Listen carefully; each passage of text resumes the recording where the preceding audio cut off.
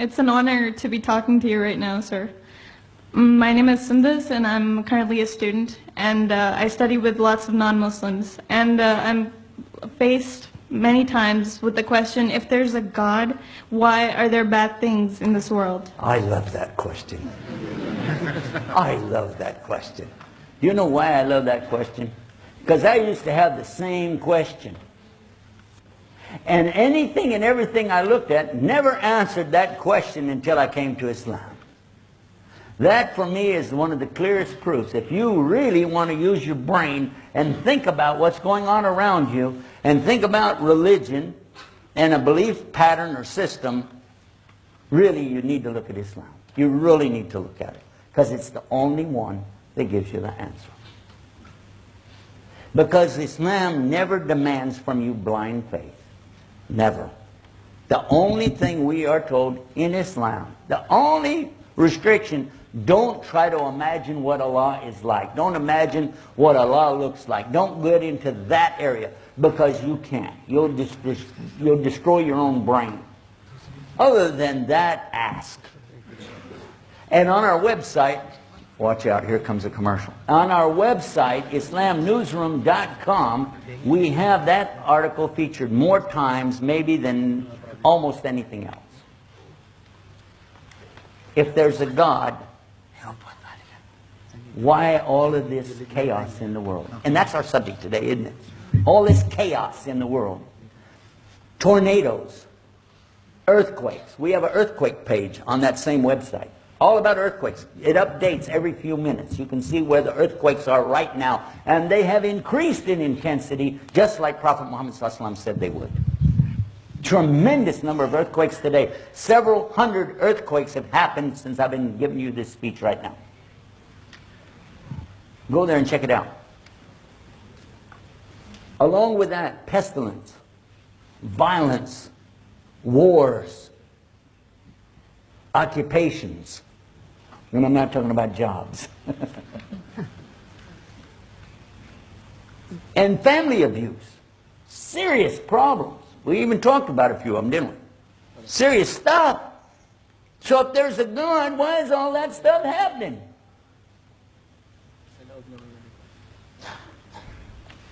It means the person asking the question doesn't even have the basic understanding of what Islam taught. Islam never taught us that this was the Jannah. What? You thought you were in paradise? Is that what you thought? Look what Prophet Muhammad, peace be upon him, said. He summed it up with one of the simplest, most beautiful little teachings you could ever imagine. When it comes to why do bad things happen to good people, that's how I titled the lecture about this originally years ago.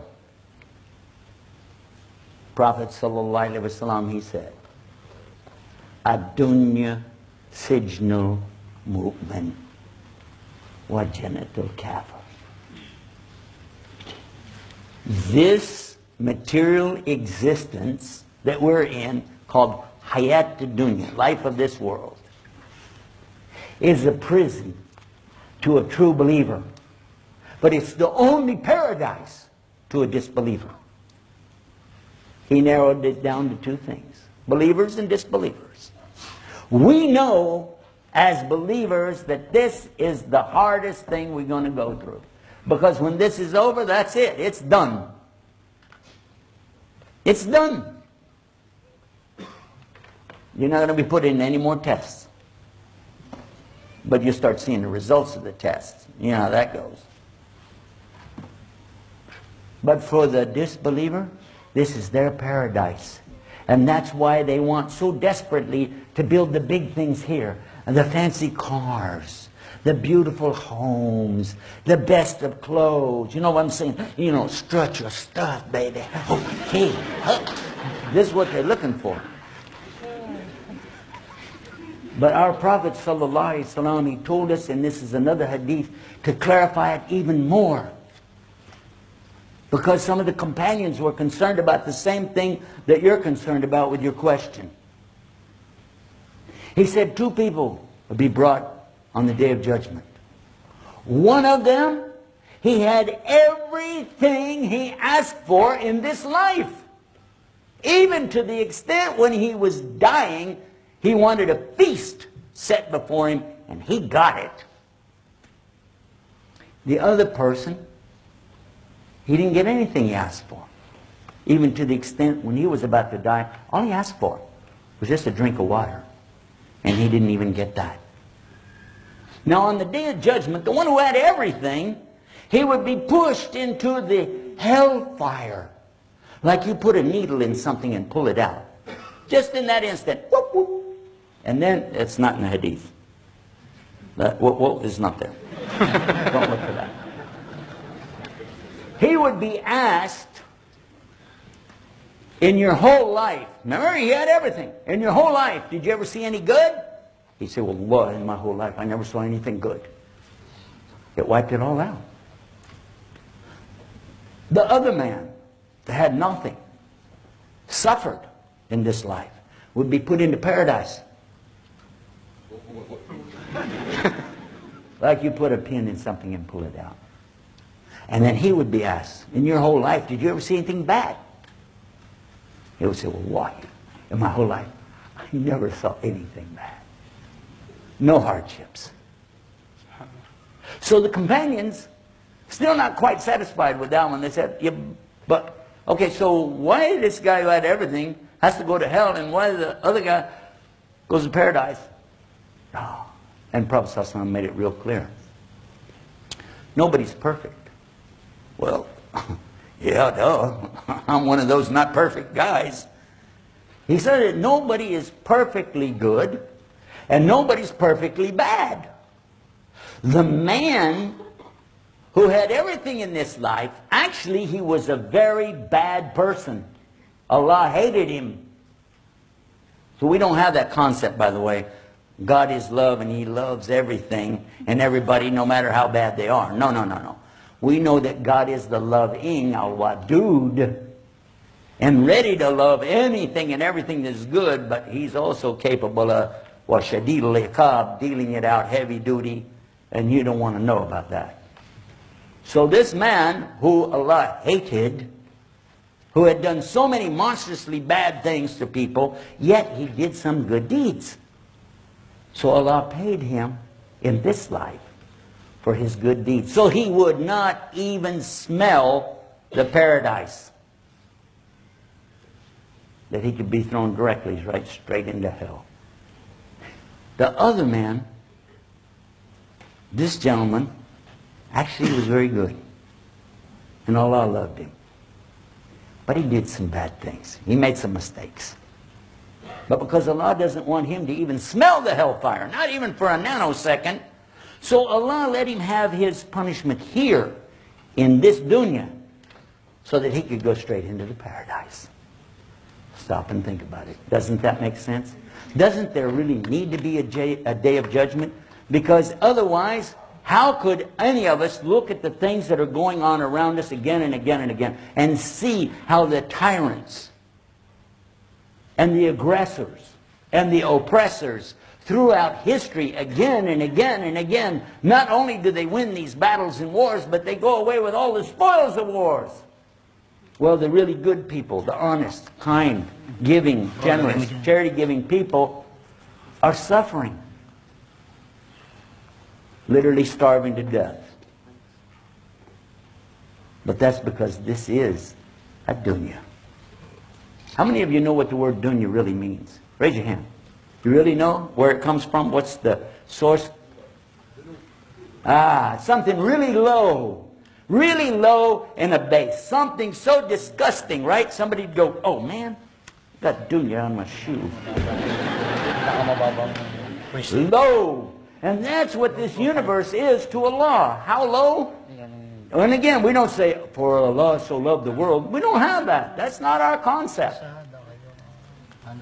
Why do these people get these big this and big that and you see people of the West doing so and so and so. Muslims out here just, for food, trying their best, right? But look at this. Prophet ﷺ said it to his companions so they'd understand. If the universe and everything in it, hayat dunya wa ma fiha, everything in this universe was even worth a wing of a mosquito to Allah, then he would never give those bad people a sip of water to drink.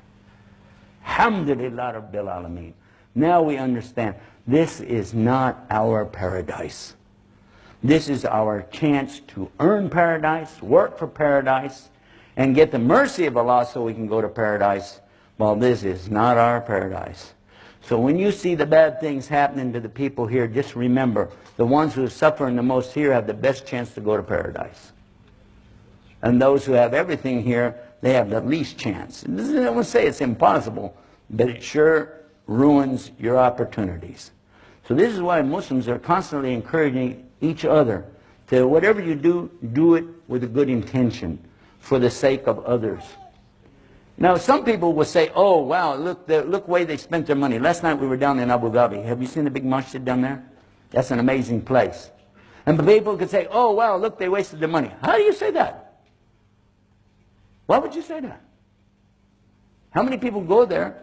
Even tourists go there and want to know about it. They learn about Islam. And it's a big place to worship. How many of you have been there? Were you impressed? Yes or no? You were impressed. It was something big. It's amazing. By the way, it must be pretty impressive. I didn't even say the name of it. You knew which one I meant, didn't you? Huh? So see, when Muslims do something, at least they put a good intention with it. Something, hopefully, that Allah will accept. And we know we make mistakes along the way. But at least, inshallah, God can forgive us. Because we never made partners with Him in our worship. And what did Allah say about that? You didn't ask this question, but I'd like to throw it out there. What did Allah say about this in the Quran? Chapter 4, verse 48. This chapter called Women, An-Nisa. Here's what Allah said. He doesn't forgive people setting up partners with Him in worship, but anything else, He can forgive it. So the idea of making partners with Allah in worship, this is the worst thing in this test that we're in. Have you said, well, this is a good person. He's good to you. He's a nice guy. Nice to you. But he's not being very nice to Allah. He's not being good to Allah if he made partners with Him in worship or denied Allah's ayahs, His proofs. So that's the way I would answer that question. I think if there was any good in that, it was from Allah. Any mistakes, of course, are from myself. Thank you very much for that.